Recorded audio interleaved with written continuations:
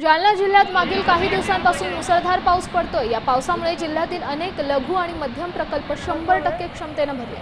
मागील काही दिवसांपासून पडत असलेल्या पावसामुळे जालना शहरासह 10 ते 15 गावचा पाणी प्रश्न अवलंबून आहे आणि कल्याण मध्यम प्रकल्प ओव्हरफ्लो झालाय। एकीकडे मुसळधार पावसामुळे शेतकऱ्यांच्या पिकांचं अतोनात नुकसान होत आहे, तर जिल्ह्यातील लघु आणि मध्यम प्रकल्प ओव्हरफ्लो झाले, त्यामुळे समाधान देखील व्यक्त होतं।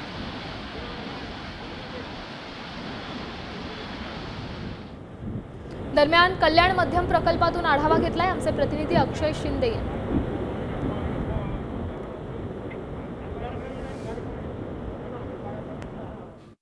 जालना जिल्ह्यामध्ये मागील काही दिवसांपासून मुसळधार पाऊस पडतो आणि या पावसामुळे जिल्ह्यातील लघु आणि मध्यम प्रकल्प जे ते ओव्हरफ्लो झालेले आहे। मी सध्या जालन्यातल्या कल्याण मध्यम प्रकल्पावर उभा आहे। आपण पाहू शकतो गेल्या 5 ते 6 वर्षापासून कोरडा ठाक असलेला कल्याण मध्यम प्रकल्प मागील काही दिवसांमध्ये पाऊस पडल्यामुळे ओव्हरफ्लो झालेला आहे। खरं तर या मध्यम प्रकल्पावरती जालना शहरातील काही भाग असेल किंवा याच्या आजूबाजूचे जवळपास 10 ते 15 खेड्यांचा गावांचा पाणी प्रश्न अवलंबून आहे। हा कल्याण मध्यम प्रकल्प ओव्हरफ्लो झाल्यामुळे निश्चितच आजूबाजूच्या गावकऱ्यांनी समाधान व्यक्त केलेलं आहे। खरं तर जालना जिल्ह्यामध्ये मागील काही दिवसापासून मुसळधार पाऊस पडतोय आणि या पावसामुळे शेती पिकाचं प्रचंड नुकसान होत असलं तरी दुसरीकडे जालना जिल्ह्यातील कल्याण मध्यम प्रकल्प आणि लघु प्रकल्प ओव्हरफ्लो होत असल्यामुळे शेतकरी जे ते समाधानी होताना आपल्याला पाहायला मिळतंय। जिल्ह्यामध्ये मागील 10 दिवसापासून ठिकठिकाणी मुसळधार पाऊस पडतोय, काही ठिकाणी तर ढगफुटी सदृश्य पाऊस पडलेला आहे आणि त्यामुळं जिल्ह्यातील मध्यम आणि लघु प्रकल्प जे ते ओव्हरफ्लो होताना आपल्याला पाहायला मिळत आहे।